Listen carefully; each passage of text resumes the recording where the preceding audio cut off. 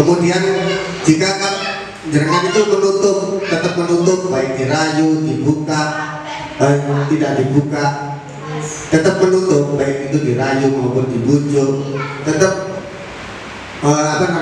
tetap ditutupnya. Nah, itu alasannya apa? Jangan tadi jawab Berta.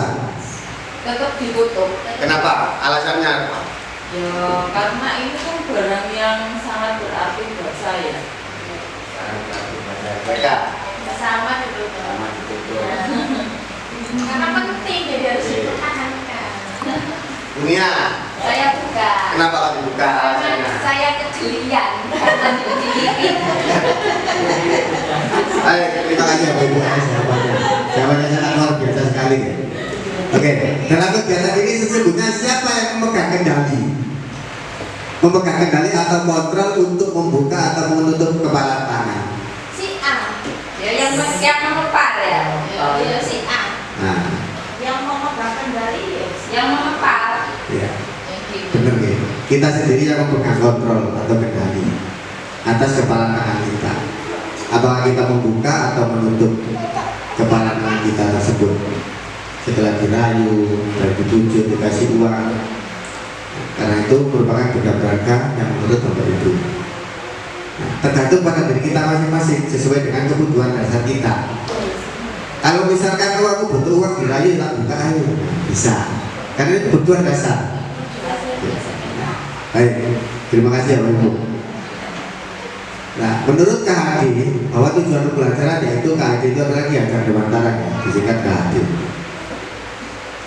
Menuntut segala kodrat yang ada pada anak-anak agar mereka dapat mencapai keselamatan dan kebahagiaan yang setinggi-tingginya baik sebagai manusia maupun sebagai anggota masyarakat.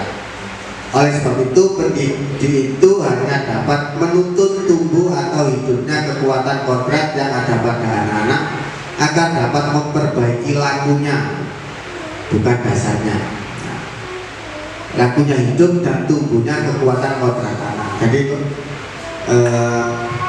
kodrat tanah itu sebenarnya dari lahir itu sudah ada. Bukan kertas yang kosong lagi, bukan tabula rasa. Jadi sudah ada perilaku-perilaku baik itu yang baik maupun yang buruk, tapi suram. Tugas orang tua dan tugas guru adalah menebarkan tulisan-tulisan itu yang suram itu, yang buram itu. Nah sudah ada itu kodratnya anak, kodrat alam. Nah jadi anak itu mau dibuat baik atau dibuat buruk, nah, itu sebenarnya tinggal menebarkan kalimat-kalimat atau kata-kata yang buram di dalam diri anak tersebut. Jadi tugas guru itu hanya menuntut, hanya menuntut. Jadi yang punya kontrol sebenarnya itu diri anak sendiri.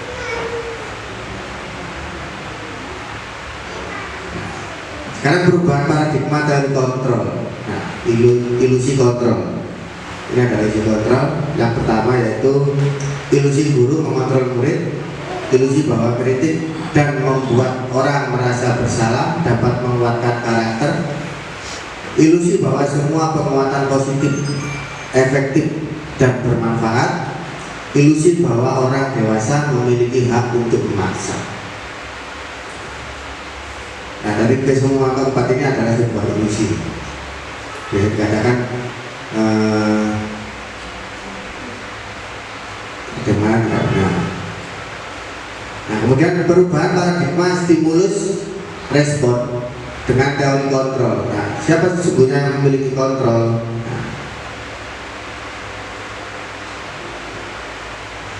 Yang ini stimulus respon, yang ini teori kontrol.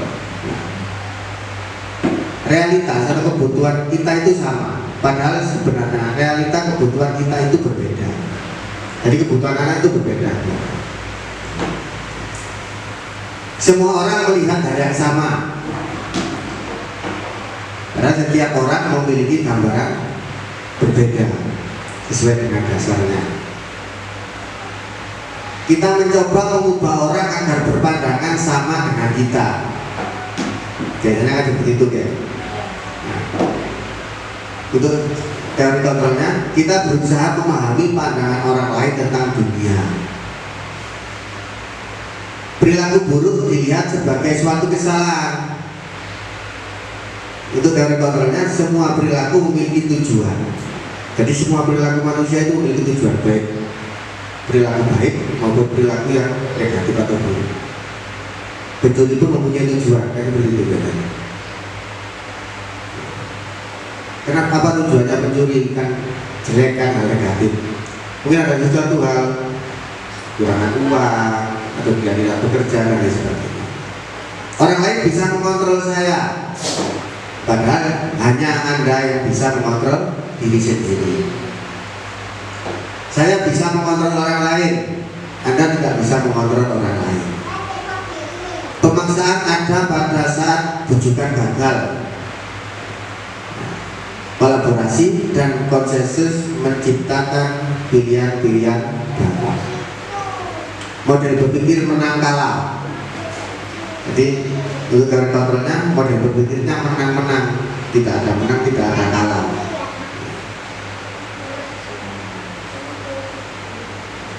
Makna disiplin, sekarang kita masuk pada disiplin.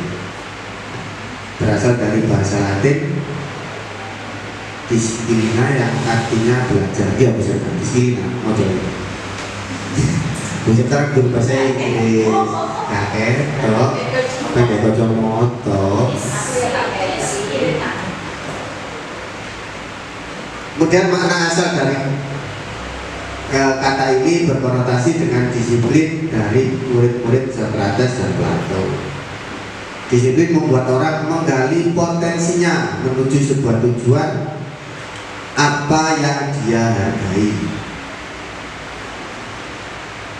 Namun dalam budaya kita, makna kata disiplin telah berubah menjadi suatu yang dilakukan seseorang pada orang lain untuk mendapatkan kepatuhan. Kecenderungan umum adalah menghubungkan kata disiplin dengan ketidaknyamanan, bukan dengan apa yang kita hargai atau pencapaian suatu tujuan mulia. Biasanya kan kecenderungan umumnya menghubungkan kata disiplin dengan ketidaknyamanan. Awas, udah terlambat mandi upacara. Ya, disiplin begitu nih. Nggak tahan.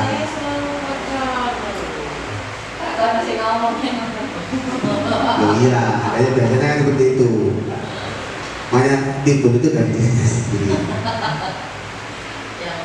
Oke, disiplin adalah kemampuan memerintah diri sendiri dalam mengontrol dan menguasai diri untuk memilih tindakan yang mengacu pada nilai-nilai yang kita hargai dengan penuh tanggung jawab tanpa terperintah orang lain.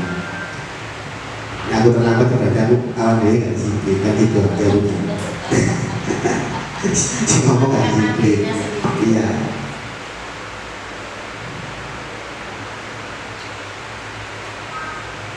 Maksud dari nilai-nilai yang kita hargai adalah nilai-nilai kebajikan.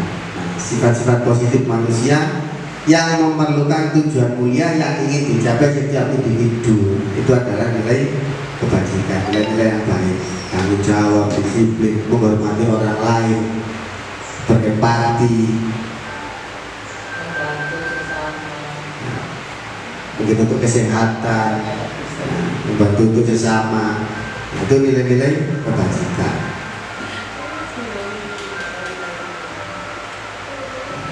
Nilai-nilai kebajikan tersebut bersifat universal, jadi umum, luas nilai-nilai kebajikan, dan lintas bahasa, suku bangsa, agama maupun latar belakang.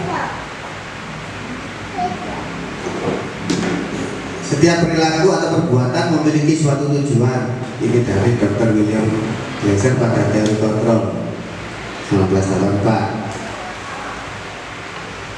Kemudian dengan mengaitkan nilai-nilai kebajikan yang diyakini seseorang, maka motivasi intrinsiknya akan terbangun, sehingga menggerakkan motivasi dari dalam untuk dapat mencapai tujuan mulia yang diinginkan.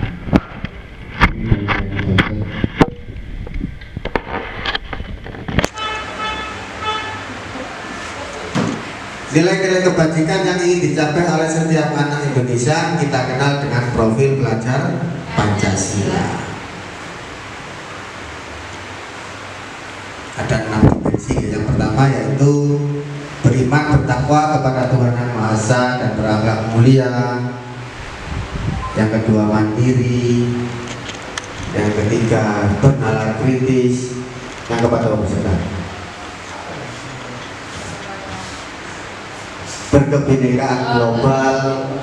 Gotong royong. Yang kelima gotong royong dan yang keenam yaitu kreatif. Dan Nah, dari keenam dimensi ini ada elemen-elemen tersendiri di dalamnya.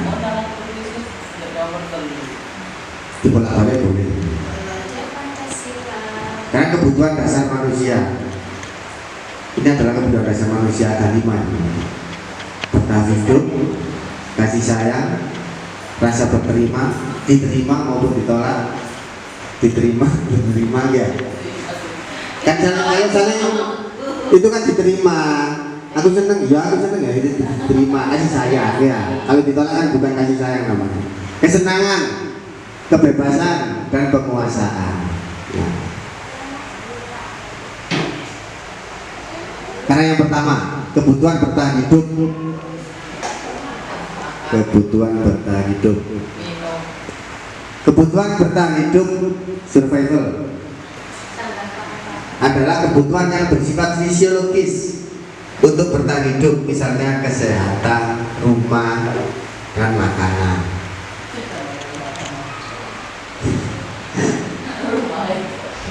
Jadi di rumah.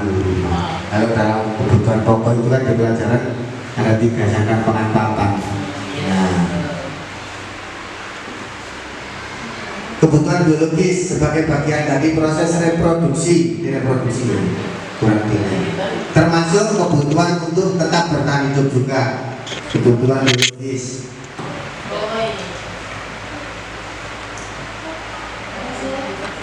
Komponen psikologis pada kebutuhan ini meliputi kebutuhan akan rasa aman, tidak was-was, berlindung, tenang, pergi ke hutan,